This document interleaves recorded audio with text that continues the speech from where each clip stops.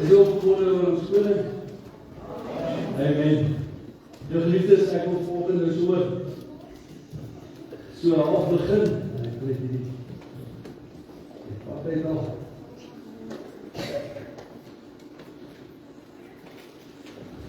En ek wil volgens so net so 'n bietjie met die gesels oor 'n baie belangrike onderwerp, maar voordat ek daarby kom, ons het so 2 weke terug, het ons gepraat oor die gawes wat die Here vir elkeen gee, talente wat die Here vir elkeen vir ons gee, en elkeen van ons het 'n talent, het 'n vermoë by die Here gekry. Die woord sê, elkeen na ons vermoë.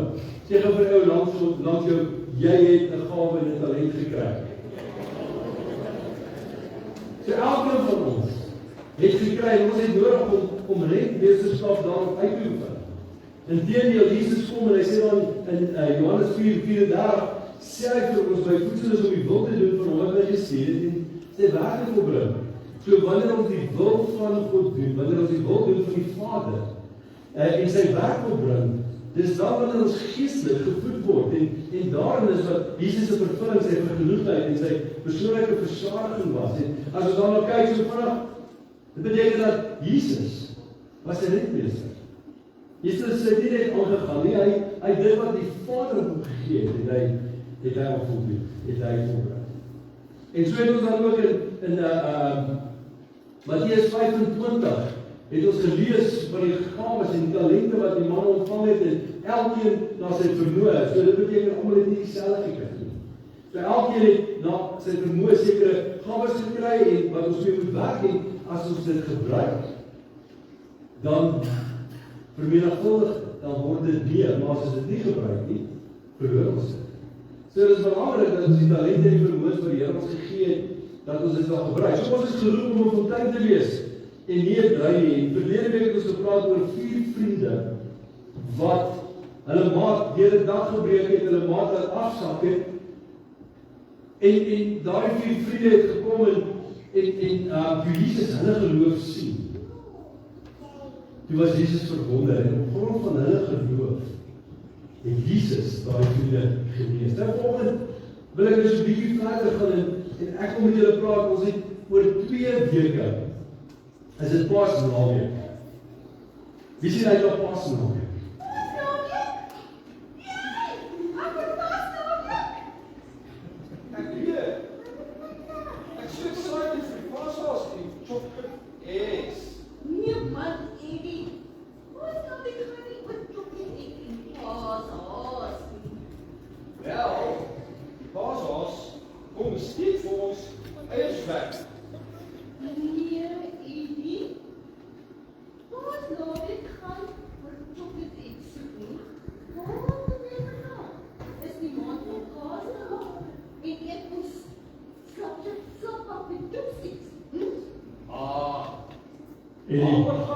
En Anja, net 'n oomblik, hier 'n mikrofone, waar dit niemand hoor iets nie. Is hulle aan? Hulle is aan. By my. Hou dit teen julle monde. Oorgas. Ons gaan gou vir Eddie 'n ander mikrofoon gee, sy mikrofoon wil nie werk nie. Eddie, hier is die groene. Kan ek vir jou onderdeel gee?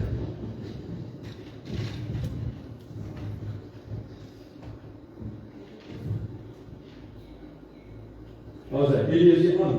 Hallo? Daar's hy, Anja is hier aan. Hallo, pastoor. Daar's hy. Right, nou ben jy aangaan. Ag man, Eddie, Paasnaweek gaan mos nie oor chocolate eet nie. Paashaas nie. Waaroor gaan dit dan, hè? Dit gaan oor Jesus. Hy het vir ons gesterf aan die kruis vir ons sondes. Dit is waaroor dit gaan. Nie chocolate eggs nie? Nee, Eddie, nee. Okay. Kan jy my dan vertel, wat bedoel jy, Jesus en wat se kruis? Eddie, weet jy dan nie dat Jesus vir ons sondes gesterf het nie? En sodat ons altyd met hom in die hemel kan wees nie? Okay. Hoekom? Hoe? Ek verstaan glad glad nie. Ek is nou nie Google of ChatGPT nie, maar kyk, hier pastoor, hy weet baie van die Bybel en van Jesus. Kom ons vra hom.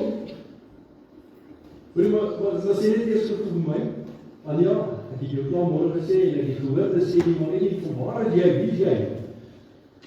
Hallo, oom?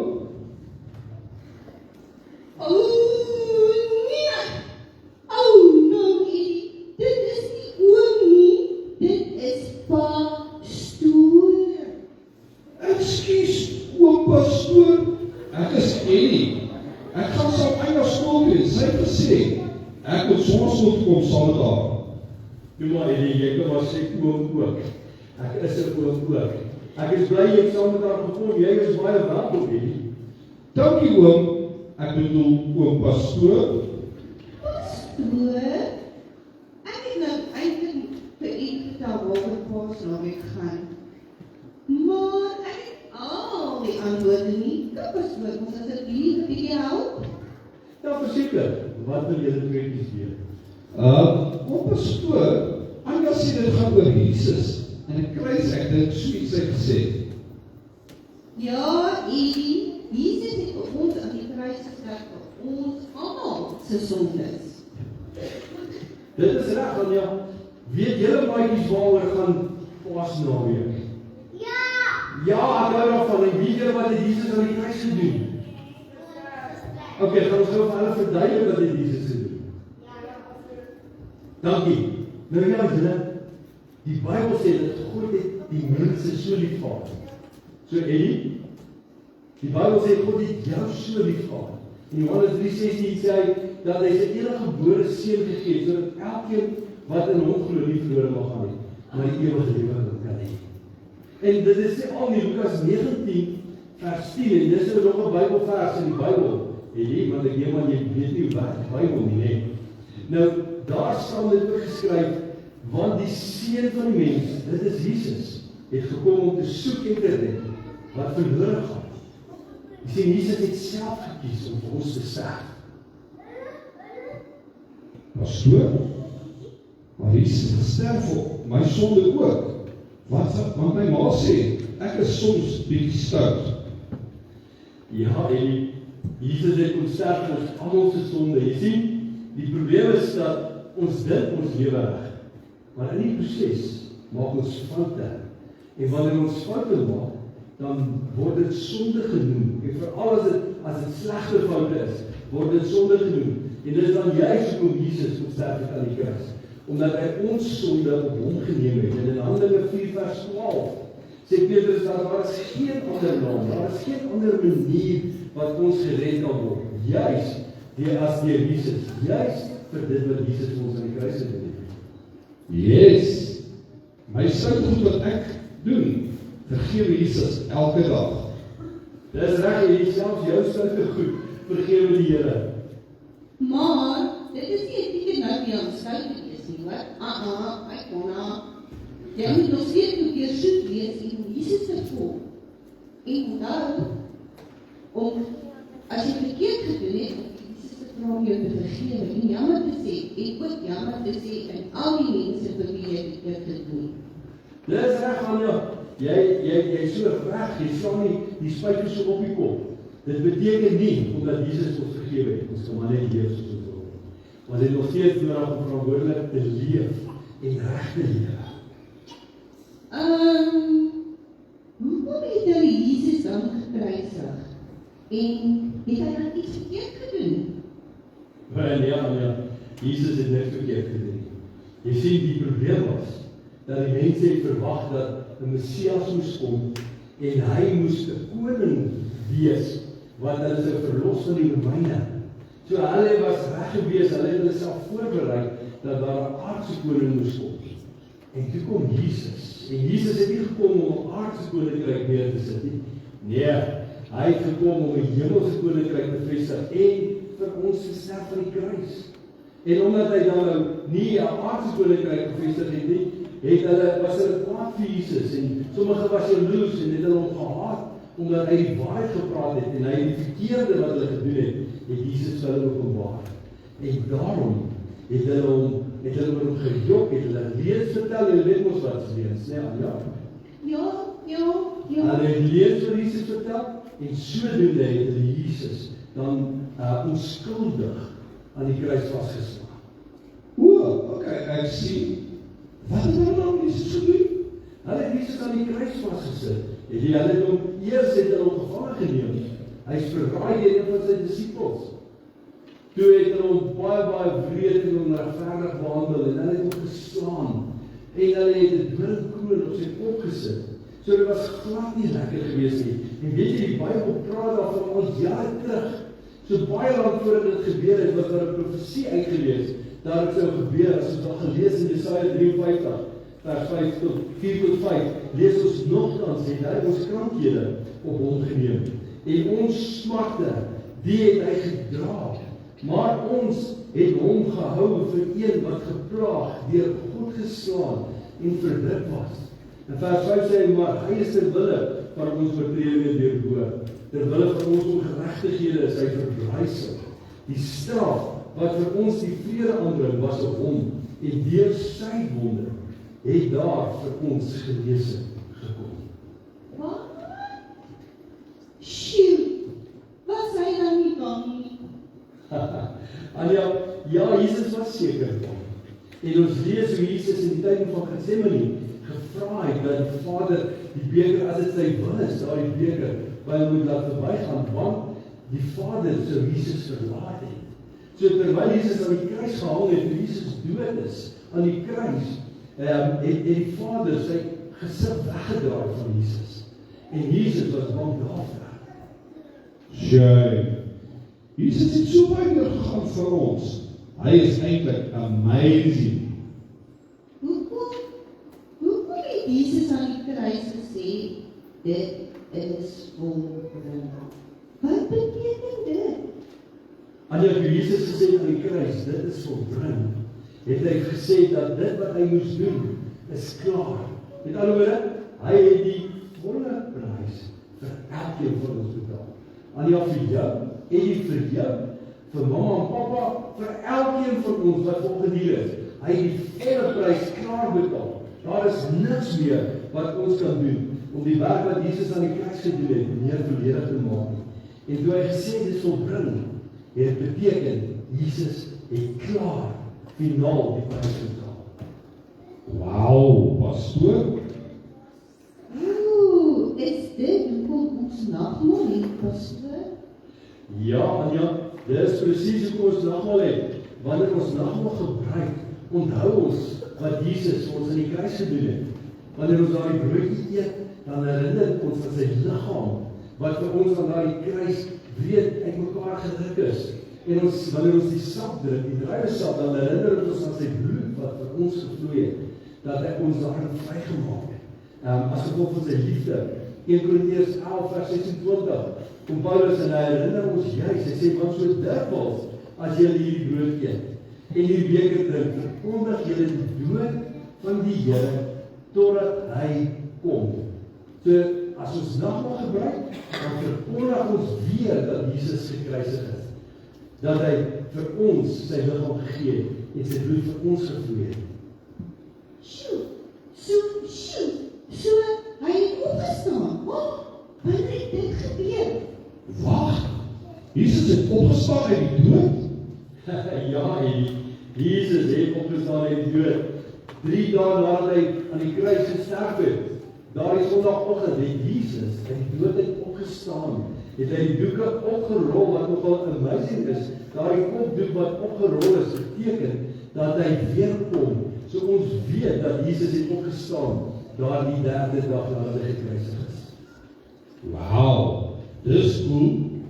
Maar waar is hy nou dan as hy opgestaan het? En die Bybel sê vir ons dat Jesus het so 40 dae later, nadat hy opgestaan het hy opgevaar waar hy by die Vader is. En as die Bybel reg lees, dan is hy nou vir ons tussenganger, met ander woorde, hy is vir ons advokaat voor die Vader. So hy het opgevaar om by die Vader te wees. Wanneer het Jesus teruggegaan hemel toe? So 40 dae. soos ek nou net gesê het. So 40 dae nadat hy opgestaan het uit die dood. Wow, dit is cool. Sien jy nou, Edie? Is dit nie beter as chocolate eggs nie? Jesus is so amazing. Hy het vir ons sondes gesterf. Hy het al die dinge gegaan. Pastoor, mag ek nog steeds my chocolate eggs eet? Ja, natuurlijk. Jy mag nog steeds chocolate eggs eet, jy mag nog vir elkeen gee. Maar, onthou net, Paasnaweek gaan nie oor chocolate eggs en paashasse en allerhande goed nie. Paasnaweek gaan oor Jesus en die werk wat hy vir ons gedoen het. En wanneer ons dit onthou, is 'n chocolate egg 'n bonus. Dat is sommer net lekker om dit te eet. Dankie, pastoor. Nou verstaan ons beter hoekom ons Paasnaweek vier en hoekom dit so spesiaal is. Maar kan ek ook chocolate eggs uitdeel vir my maatjies en hulle vertel die regte storie? Ja, natuurlijk, Anja, dit is 'n goeie idee. Dit is sommer 'n blind plan om chocolate vir iemand te gee en hulle te vertel van die mooi wat Jesus gedoen het. Want die chocolate, die soet van die chocolate wys juis die soet wat ons eendag gaan hê wanneer ons saam met hom, saam met Jesus vir die Vader is. Ja, kom pastoor. Maar elke keer wanneer ek 'n chocolate egg gaan eet, gaan ek aan Jesus dink. Dit is mooi so, Eddie. Ek is bly dat jy dit onthou. En onthou, Jesus het gesterf vir elkeen se sonde. En ook vir jou. En dit moet jy onthou, jy moet dit nie vergeet nie, Eddie. Ja, dankie Jesus vir alles. Ja, Jesus is regtig amazing, nie, Edie? Amazing. Nou Eddie, ek hoop nie, dit is die laaste keer wat ons jou hier sien nie. Maar pastoor, ek het so baie geleer vandag. Ek gaan definitief terugkom. Ek is bly om dit te hoor. Dankie dat julle hier was, julle twee. Dankie, pastoor. Baba julle. Hoi. Bye. Kom sien julle aan my klap.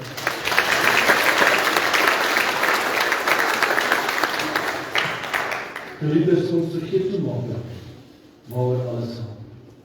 Ons is so maklik, wil ons alles kompliseer en ons wil dit so moeilik maak.